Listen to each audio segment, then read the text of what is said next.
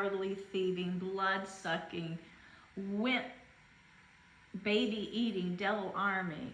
I mean, there's so many bad words to say about these people that lure people to conferences, that entice children with candy to rape them and murder them. I mean, there's only so many things to say about these powerhouse writers and film people who sent me an invite to a conference pretending to be scholars and educators and some good Samaritans to only tell me at the conference they hate Mother Teresa.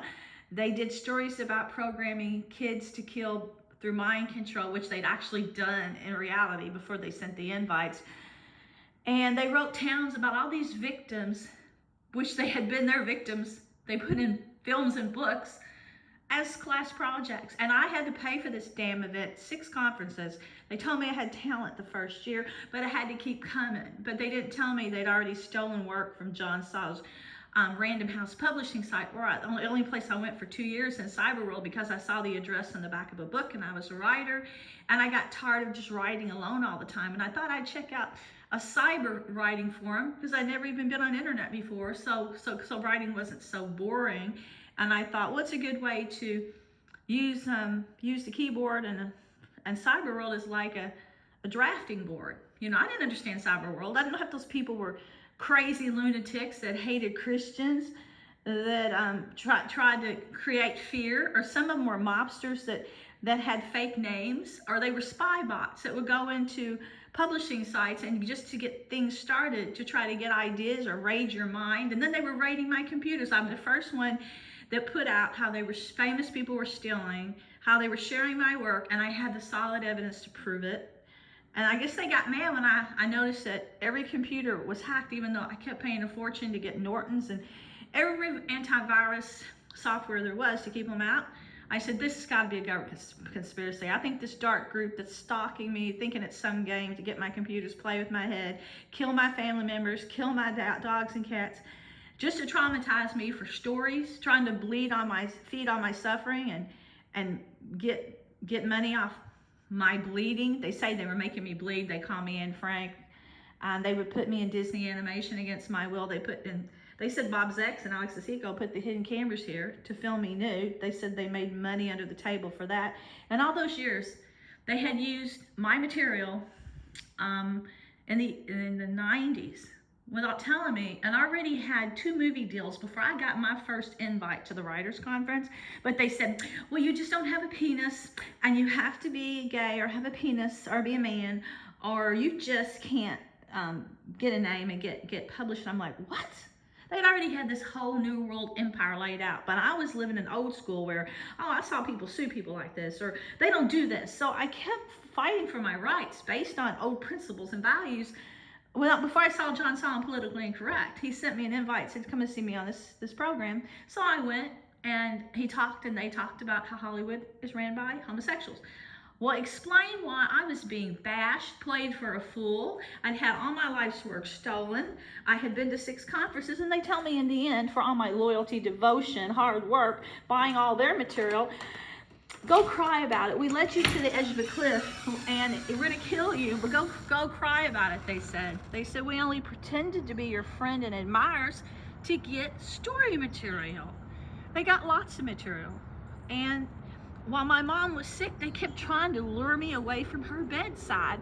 They kept saying, won't you be proud when you get a book deal? Just come and talk to our writers. And they would pretend to be him, and they would tell me how proud and pleased they were to my work. And then later, John and Michael sent me a sympathy card to my home. And I was told later that this group, him, Alex Asico, Sarah Dyer, this whole group had murdered my parents. They wanted to get me away from Mom because they wanted me writing. And I've never got to tell you all my story. It's such a nightmare that it would take too many years to tell you all the secret things they did and ways they secretly destroyed the world, and including going into the hospital. And when I stopped writing, and after they bashed my dad at bingo, broke his spine with a military weapon, paralyzed him, they went there and attacked him in the operating room with a fake badge and fake uniform, and the hospital at Norton's couldn't believe it because even his own His own surgeon was fooled. He thought the guy was legit. They were mad I had been to Kitty Hawk with my husband, but they told me don't leave Louisville or we'll kill you. You're going to be rioting. And they tell me anytime I left town, they'd kill somebody I cared about. So I left town. It was only for my husband. I had a feeling something bad was going to happen, so I made out my will and everything before I left because they told me that, you know, they'd hurt family if I left. Well, I did. And then they attacked, and they wanted to be sure that the day I got back in town, I went to the hospital. This man tried to drag me into the parking garage. He found me in the cafeteria. He had a bald head. He had a uniform. He had a fake badge. And he said, if you don't go with me, your dad is not going to make it out of surgery alive. Well, he made everybody fooled. He told people in the waiting room when he came in and yelled, Miss, you're being belligerent. You're being belligerent. I said, what? You're talking too loud. I said, what? He said, you got to go with me over to the other part of the hospital, and we're short-staffed, and you're gonna go with me, make some phone calls, but you gotta go with me because you're being belligerent, you're talking too loud. And people in the waiting room just thought he was legit. He would look like he was a professional military or something, intelligence or something. And so I went over there, and then he tried to grope my chest. He tried to make me kiss him. I wouldn't. He said, I saw you in the lunchroom. I've been looking for you, and you look just like your picture. I'm like, what? You look just like the picture. What? So he tries to drive me to the parking garage. I fight him. All I want to do is get back to the operating room with my dad. I couldn't even be in the operating room when he was going for surgery to pray for him, to try to make sure that everything went good. So I come back and I found out that guy had been in there, and he went in and he did something to cause my dad to have a stroke. He came out with foot drop, and the guy who operated, his partner flipped out. He goes, this shouldn't have happened. This just shouldn't happen. What happened? What went wrong? Why did this happen? His feet are dropping.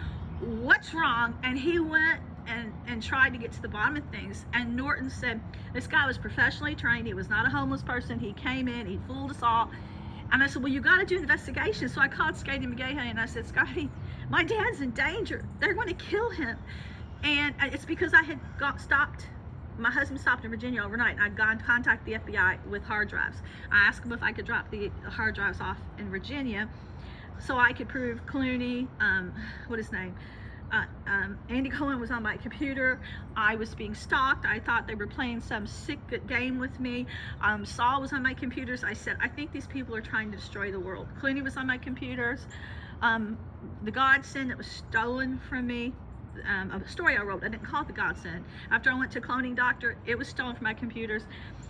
Warner Brothers was there, Sony was there. They were all there on my computers hacking. And I said, they're going to destroy the world. They want to destroy Christians. And then I contacted the Vatican. I contacted 4 archdioceses in America. Then I tried phoning the Vatican. And then I went to Europe. I went to the Vatican. I needed help. I said, these people are against the church. They want to destroy Christians. And they're hacking globally. The government is to get wealth, to destroy the world, to enslave mankind, and to just imitate Hitler. I said, there's going to be a silent Holocaust.